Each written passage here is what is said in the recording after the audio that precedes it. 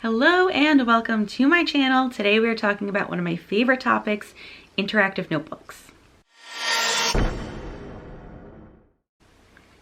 So I've been teaching for 10 years. I teach high school geometry, and having interactive notebooks is an absolute godsend because of all of the diagrams that we have to do, all of the problems, the postulates, the theorems, the definitions. There's a lot going on there that students actually need to remember throughout the entire year, and having an interactive notebook has made that possible for my students. So I've been teaching for 10 years and I've been using interactive notebooks for 7 of them. I didn't use them my first year because I just didn't know any better. And then I did not use them 2021. It's so weird to say these years. The 2020 to 2021 school year, I did not use them because we started out remote and many of the students were remote for that entire school year. And then the following year, 2021 to 2022, which is our most recent school year at the time of the filming of this video, I did not use them because I was going out on maternity leave at the beginning of the year, and I did not think it was fair to just kind of throw that in the lap of someone coming in as my leave replacement. But I really do wish that we had done interactive notebooks last year. It would have been so much better, and I am so looking forward to using them this year. However, if this is your first time using interactive notebooks, or if you're looking for more guidance and advice, this video is for you. I'm going over all of the things that you need to consider and think about before you get started with interactive notebooks. So first things first, we have to talk about the notebook. So there are 2 basic choices when you go shopping for notebooks. You have spiral or composition notebook. Which one should you use for your interactive notebooks? Hands down, I recommend the composition notebook. So a lot of people like spiral notebooks. There are some benefits there, right? They are cheap. You can open them up and turn them around the way that the binding is, so that makes it nice and easy to write on. You get a lot more space on a spiral notebook page. But the problem is, and this is like a nice one, not one of the really cheap ones, but the pages are perforated, which means that the pages can fall out very easily. You also typically are getting less pages with a spiral notebook if we're talking one subject. So the main issue with spiral notebooks is that they will fall apart. You're going to be adding glue and things that are going to make the pages heavier. I've had some students be so adamant that they really wanted to use a spiral notebook, and I caved and said, okay, go ahead, use a spiral notebook, and it lasts until about March. And I mean, even the most careful students, their notebooks only lasted till March. So it's not even worth trying to indulge them. Insist on a composition notebook. Now, composition notebooks usually come in 2 different quantities of pages. You either have 70 or 100. I go for the 100, so that's something I tell my students first day of school. You need a 100-page composition notebook. Now, this could change in the future, but these are 50 cents a piece at Walmart and Target, so it's easy to get one without breaking the bank, which means that as a teacher, I can stock up on a bunch of these and just have them for my students that can't afford them. As far as requiring supplies from my students, this is the only thing I tell them that they absolutely need to have as far as interactive notebooks go. I also recommend like a folder or something, just to hold homework assignments and stuff. That's neither here nor there though. So definitely go with composition notebooks, 100 pages. Yes, 100 pages does last for the entire school year. I mean, I can't make promises about your subject area if it's different, but for geometry, 100 pages is just perfect. The next thing to make decisions about is what adhesive are you using, because with interactive notebooks, you are typically going to be gluing things onto pages. Or I should say adhering. You don't necessarily need to use glue. Here are some of your options. You have tape, you have glue sticks. Glue sticks is by far the most popular. You have liquid glue, which, believe it or not, it's my preference. And then this is a rare one, but you also could use staples. I'm going to go over the pros and cons of each. So glue sticks, these are great because I think they're relatively inexpensive. You can usually get big packs during back to school if you're just starting out and you have to get all of your supplies. They're really easy to use. Ooh, mine is dried up though. They are easy to use. They are relatively mess free. I don't know how many you'd go through in a year. Here's my thing with the glue sticks. oftentimes the glue that's holding the paper to the notebook can completely dry up to the point where it's no longer holding the paper, and then papers fall out. So not a fan of glue sticks for that reason. That's the experience that I've had. I don't know if, I don't hear that from other people though. Some people seem to have good luck with glue sticks. So if that's you, then go for it. Tape would probably be the most desirable adhesive to use. The problem is though that it is expensive. So if you can budget for that, or if you can get your school to buy it, that's fine. But the only solution I've really heard is a teacher basically walking around with tape at the end of the lesson and giving each student a little piece of tape for their notebook. But that sounds like a nightmare to me, just as far as time management goes. Like, you only get so many minutes in your classroom. Do you really want to spend it having to give out little pieces of tape to all of your students? Because you know what students are going to do with this is they're going to like tear off a crazy amount of tape. And just be aware, they'll do the same thing with glue sticks and liquid glue as well. Inevitably, the first day that we do interactive notebooks, I have students asking me, oh, can I use tape? And I'm like, oh, sure, you can use tape. You have to get your own though. And then that's usually where that ends. I always invite students to bring in their own supplies if they want. Like if they want fancy highlighters or colored pencils, or, you know, just their own supplies, I invite them to bring their own in. They usually don't.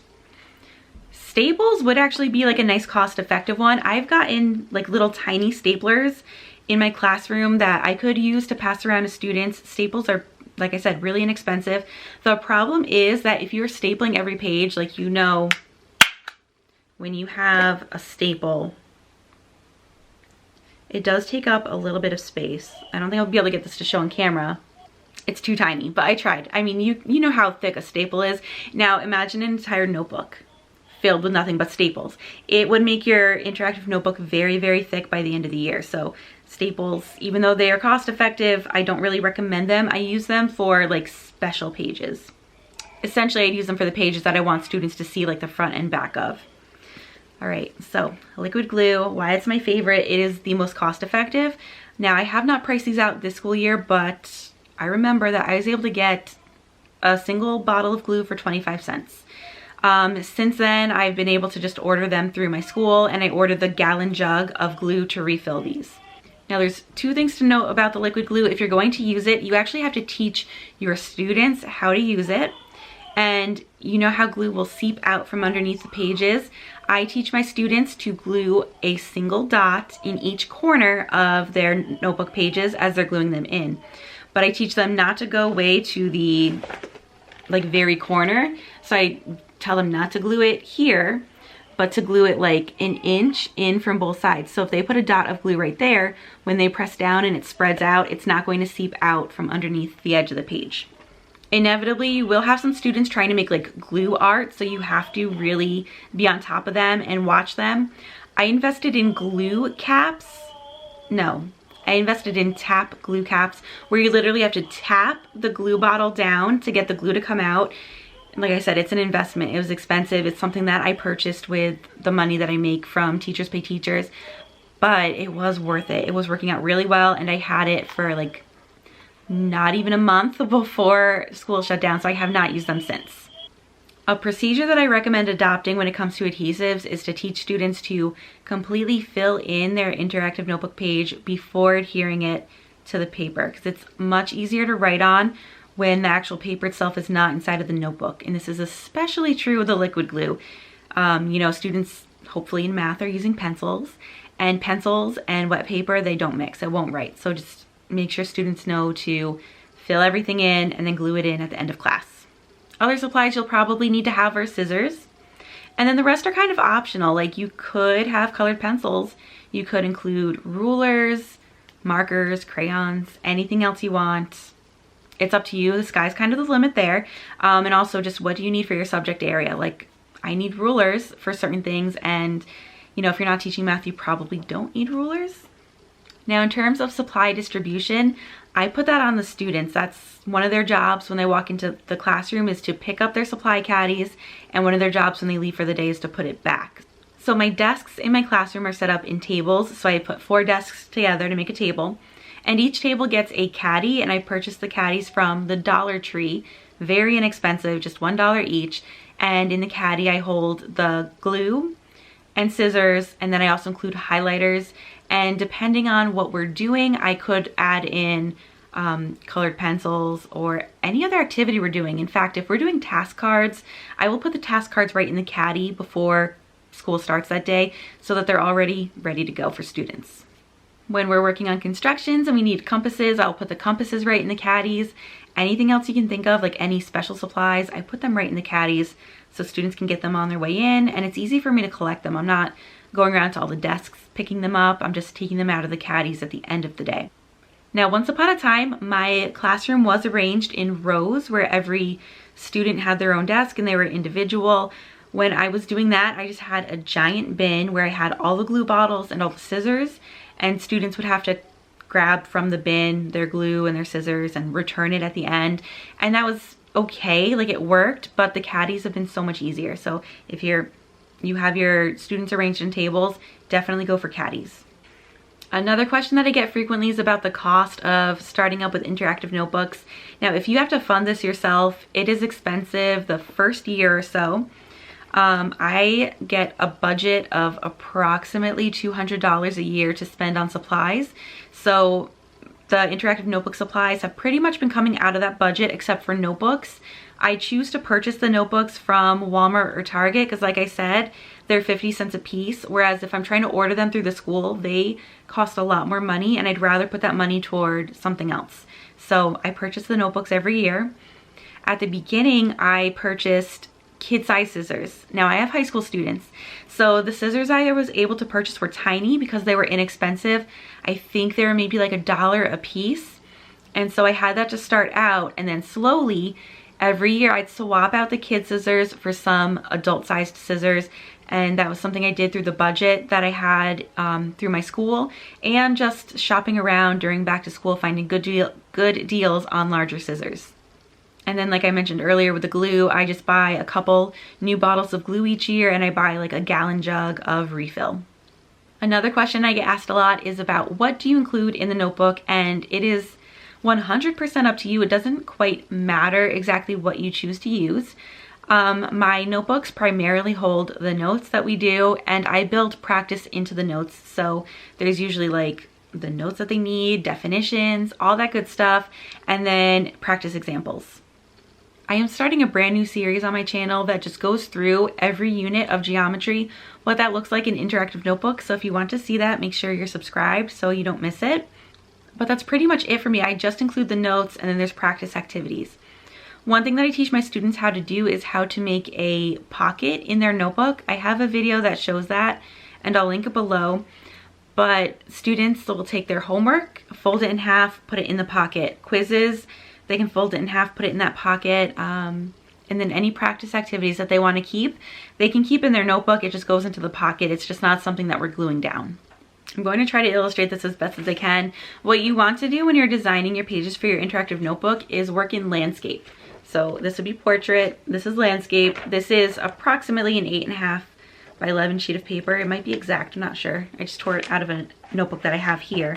And so when you have it in landscape orientation, it actually does fit perfectly on the page of a composition notebook. And this page, if it's folded in half or cut in half, then it does fit completely perfectly in that composition notebook. Because I know that was one of the big like obstacles people found with composition versus spiral is the amount of space, but a regular sheet of paper folded in half or cut in half fits perfectly right here. So a lot of my interactive notebook pages, if I only need half of a sheet, I print them out two to a sheet, and that way I use a lot less copies. If it is something that requires both sides of the paper, then it is what it is, and I have students cut those in half. And then if it needs more than those 2 pages, I make it booklet style. So I'd have the front cover, and then I'd have stuff on the inside. And then the back I would leave blank for students to be able to glue down. And if they just glue the back, they're able to actually open that page up in their notebooks. So when those videos come out showing what my notebooks look like, you'll be able to see that a lot more clearly. One thing that I do with all of my foldables and pages that I give my students is I make use of lines. So if students have a solid line, it's a fold line. So when they have those booklets, there's a solid line down the middle that says fold along this line, so they know to fold. And for anything that students need to cut, like those foldables with all the flaps especially, any place where they are meant to cut is going to be a dotted line. And that's something that I teach them from day one so that they get really good at the foldables and they don't need me to really tell them what to do. They get it, they see it. They see the dotted line, they know to cut. They see the solid line, they know to fold. A lot of what we do just kind of requires some teaching at the beginning and practice, just like anything else that we do teaching wise. So I know a lot of people are fearful of how much time interactive notebooks can take, but once you set those routines and those systems, it goes by so much smoother.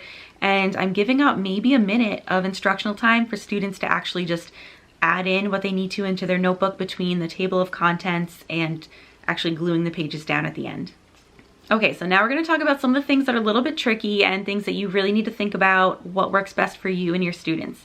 The first one is, will students be able to take their interactive notebooks home?